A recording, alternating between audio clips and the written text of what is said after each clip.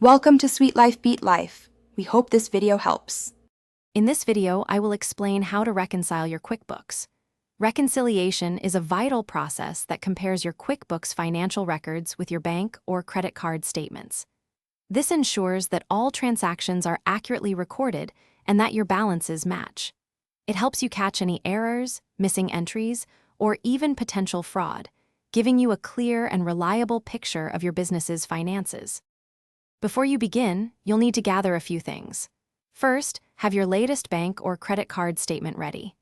Next, make sure all your transactions, like deposits and payments, are already entered into QuickBooks.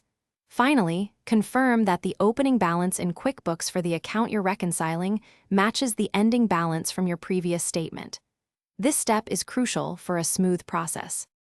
Now, let's walk through the steps. In QuickBooks, go to the Accounting menu and select Reconcile. Choose the account you wish to reconcile. Then, enter the ending balance and the statement ending date exactly as they appear on your bank statement. QuickBooks will then display a list of transactions. Your task is to check off each transaction in QuickBooks that matches an entry on your bank statement. If your QuickBooks balance doesn't match your statement, don't worry. You'll need to investigate any unmatched transactions or differences.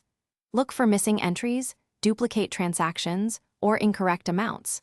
Make the necessary adjustments in QuickBooks to correct these. Once the difference is 0, you can finish the reconciliation. Remember to print or save the reconciliation report for your records, as it's a valuable document for future reference. Thanks for watching. Consider subscribing if we helped you.